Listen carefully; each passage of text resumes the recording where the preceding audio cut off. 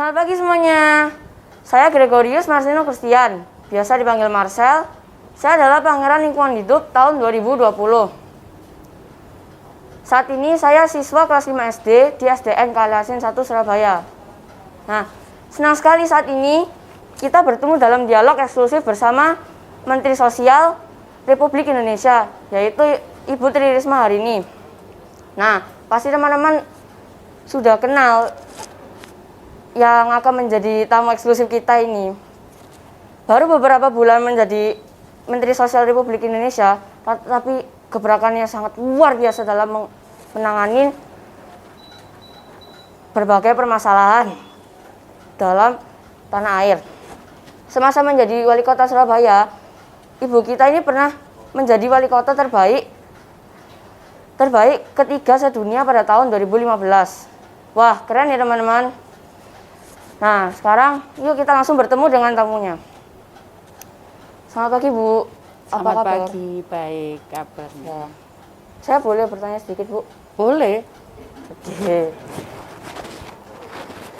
Ibu selama menjadi Menteri Sosial kan pasti sudah berkeliling Indonesia. Kemana saja ya, Bu, kira-kira?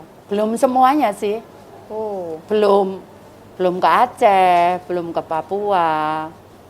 Tapi sudah hampir semua pulau di NTT, di Bali, di Jawa Barat, Jawa Tengah, di Palembang, di Jambi, di Padang, banyak kali.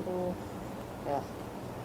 Nah, Bu Mensos, dari kunjungan ke daerah-daerah yang tertimpa bencana, apa saja yang Ibu lakukan di tempat tersebut? Yang pertama, memastikan bahwa warga yang terkena bencana, mereka bisa tinggal di tempat yang nyaman. Memang tidak senyaman di rumah. Kalau kalau di rumah kan nyaman ya memang. Tapi ibu juga harus memastikan mereka bisa mendapatkan makanan. Kemudian tempat tinggal tadi yang saya sampaikan yang nyaman.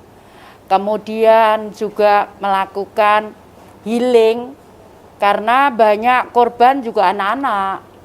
Jadi ibu kadang-kadang menghibur anak-anak supaya anak-anak tidak sedih tinggal di pengungsian seperti itu dan betah seperti itu. Oke.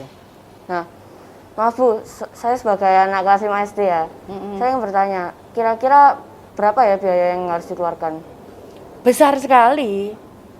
Satu tempat bisa rata-rata sampai mulai 300 juta sampai kadang-kadang lebih dari 2 miliar. Satu tempat. Nah, menurut Ibu apa penyebab terjadinya bencana alam tadi? Macam-macam.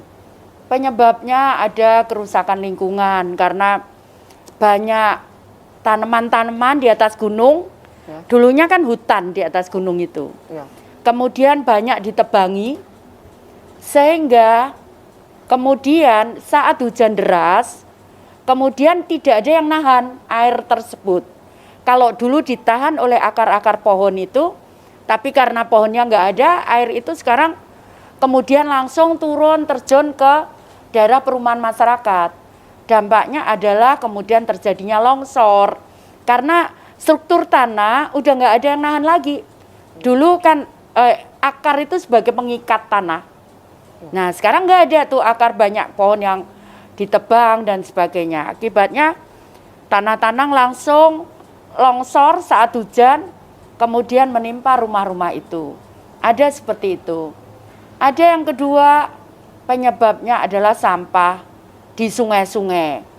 Sampah di sungai-sungai kemudian menyebabkan banjir ada di mana-mana. Ada juga yang karena di Indonesia ini kita mempunyai jalur namanya Megatrust. Jadi jalur Megatrust itu adalah pertemuan lempeng-lempeng tadi, lempeng-lempeng bumi. Nah, yang mulai dari Aceh, sisi Pulau Sumatera terus menerus, kemudian di selatan Pulau Jawa terus sampai nanti ketemu di Papua. itu adalah jalur megatrust.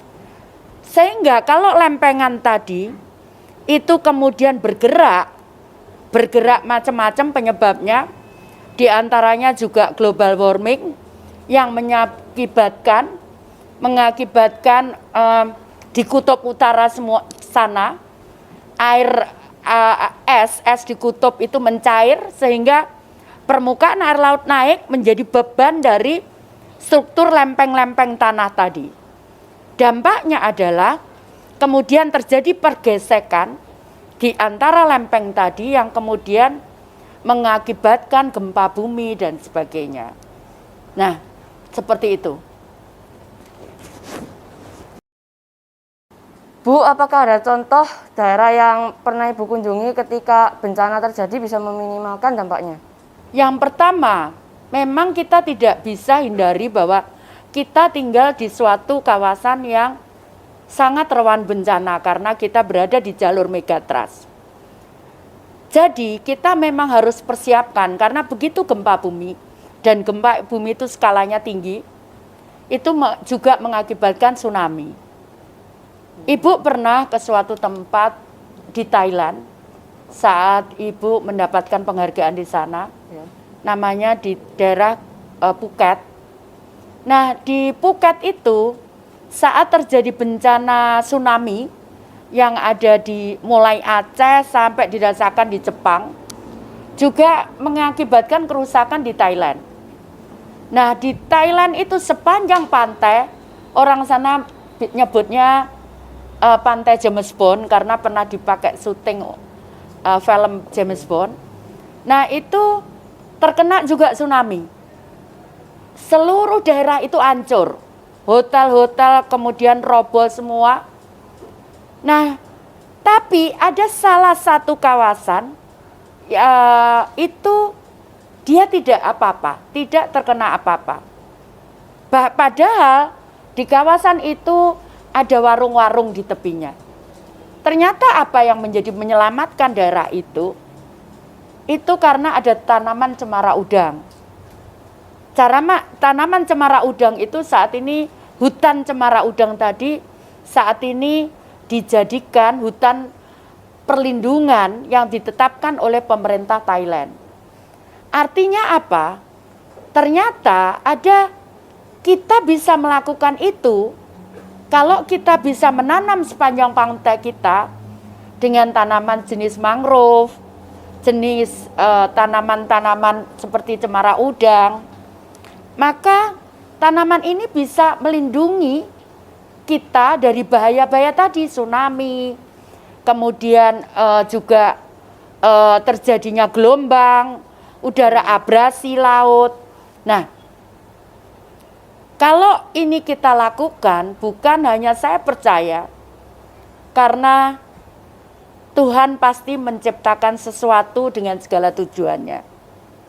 Tapi kalau kita pandai merawat bumi kita tercinta ini, tanah di mana kita ada, itu maka saya percaya Tuhan akan melindungi kita. Contohnya bagaimana? Tadi yang Ibu katakan, kalau kemudian kita bisa merawat tanaman, menanam tanaman, kemudian akarnya bisa menjaga kestabilan tanah, kemudian bisa menyimpan air. Nah, kemudian dampaknya adalah lempengan-lempengan bumi itu juga akan terpengaruh karena itu. Jadi Ibu juga ditunjuk oleh PBB yang diinisiasi oleh Jigom. Itu Ibu salah satu wali kota saat itu 8 wali kota di dunia yang menjadi covenant mayor untuk masalah lingkungan hidup. Jadi sebetulnya kita bisa melakukan itu. Jadi kita harus percaya bahwa kita kalau kita terus merusak bumi ini, maka dampaknya juga bumi ini kemudian tidak ramah kepada kita. Nah, tapi kalau kita bisa merawat bumi ini, dampaknya juga akan kita bisa rasakan bahwa kemudian bumi ini akan menjadi tempat yang nyaman untuk kita tinggali, seperti itu. Berarti yang kita lakukan sekarang berdampak ke kita lagi. Iya, semua yang kita lakukan pasti akan berdampak kepada kita. Nah, permasalahannya seringkali kita yang merusak seorang atau sekelompok orang, tapi yang merasakan berjuta-juta. Ya. Berjuta-juta orang yang merasakan. Orang yang tidak tahu salahnya juga terkena dampaknya, imbasnya. Bahkan kemudian kehilangan keluarganya karena terkena bencana. Jadi makanya setiap kita bertindak, terutama kalau merusak lingkungan, maka kita harus benar sangat hati-hati. Seperti itu. Nah, Bu Risma, boleh nggak disampaikan kepada anak-anak Indonesia agar kami bisa terlibat aktif dalam upaya pencegahan bersama keluarga dan pencegahan bencana alam bersama keluarga dan masyarakat? Bisa. Jadi kalian yang pertama kalian tidak boleh buang sampah sembarangan. Makanan kecil-kecil bungkus plastik itu harus disimpan, karena kalau kita buang kemudian dia menutupi, mengalir ke sungai, maka kemudian sungai kita akan tercemar, karena plastik kan selain mengandung bahan-bahan kan juga nggak mudah dihancurkan. Yang kedua, kalau kita bisa memilah sampah itu, maka kemudian kita bisa gunakan yang organik itu untuk memupuk tanaman dan sebagainya. Kemudian yang plastik kita bisa reuse lagi, kita gunakan lagi untuk bahan-bahan apa yang kita bisa lakukan. Nah, kemudian yang kedua, kita juga bisa melakukan penanaman pohon tadi untuk mempertahankan struktur tanah supaya tanah tidak kering saat kemarau, tapi kemudian saat hujan karena tidak ada akar sehingga dia tidak bisa menahan air sehingga terjadilah longsor. Itu kita bisa lakukan. Yang ketiga, kita bisa menggunakan energi sekarang yang terbarukan. Jadi kalau lampu nggak digunakan, kita matikan supaya kita tidak, energi yang kita gunakan tidak sia-sia begitu. Seperti itu. Nah Bu, sekarang sebagai penutup Bu, Apa yang ingin Ibu sampaikan untuk anak-anak di Indonesia? Ya, yang ingin Ibu sampaikan bahwa kita harus mengerti sejak kecil, sejak kita mulai bisa, bahwa kita tidak boleh dan kita harus menjaga lingkungan kita dengan baik. Tadi caranya bagaimana Ibu sudah jelaskan. Jadi artinya kalau kita bisa menjaga lingkungan kita sejak kita kecil, maka kemudian kita akan bisa menikmati saat kita nanti kalian semua dewasa, saat kalian nanti menjadi seseorang, bumi ini masih ramah kepada kita. Tidak terjadi banjir, tidak terjadi tanah longsor yang membahayakan nyawa kita. Jadi karena itu mari kita mulai sejak kita kecil. Tidak usah nunggu nanti dewasa, enggak. Nanam pohon kecil itu berpengaruh kepada kehidupan kita untuk masa-masa datang. Membuang sampah di tempatnya, mengolah sampah, maka akan membuat hidup kita akan menjadi lebih nyaman, kemudian lingkungan kita bisa terjaga dengan baik, seperti itu. Berarti ya kita bisa melakukan mulai dari hal yang kecil. Ya, mulai dari hal kecil. Ya, kalian bisa lakukan. Kamu bisa, Marcel, sama teman-temanmu buat proyek, sama-sama menanam pohon sama-sama. Mulai dari kecil. Ibu masih ingat saat Ibu Kepala Dinas Kebersihan, ada anak-anak TK datang ke tempat Ibu, dia menyerahkan bantuan pohon, saat itu segini nih. Tapi sekarang udah besar. Letaknya di jalan pojok, di Jalan Diponegoro, pojok Kartini itu. Ibu masih ingat saat itu. Nah, kalau kalian bersama-sama kita ngumpulin uang 100 rupiah. Setiap hari kumpul, kita belikan pohon. Kemudian kita tanam. Ditanam di mana saja aja. Nanti tanya Pak Wali Kota, Pak, saya punya pohon, ditanam di mana? Maka suatu saat kalian dewasa, kamu dewasa, karena tidak mungkin bangsa Indonesia akan mundur. Pasti bangsa Indonesia akan maju dan lebih sejahtera. Akhirnya banyak yang punya mobil. Nah, kalau punya mobil kemudian kualitas udaranya kita menjadi buruk. Nah, kalau kualitas menjadi buruk, dampaknya adalah merusak lapisan ozon, panas matahari semakin semakin keras dan bisa menimbulkan penyakit kulit, kanker dan sebagainya. Karena itu kalau kita menanam pohon, maka kemudian ozon ini bisa yang melapisi bumi ini bisa terjaga sehingga bumi ini tetap nyaman, bukan kalau panas sekali, kemudian kalau dingin sekali, seperti itu. Oke. Terima kasih Bu Risma atas waktunya di sela-sela kesibukan Bu Risma. Semoga diberikan kekuatan, kesehatan, Amin. dan Amin. keteguhan hati untuk menjalankan tugas negara. Amin. Terima kasih Marcel. Oke. Nah teman-teman, tadi adalah dialog eksklusif kita. Sekian dari saya. Nah, dan ingat bahwa meskipun kita masih kecil, tapi kita bisa menjadi duta bagi orang tua dan masyarakat sekitar kita. Be the change you want to see in the world.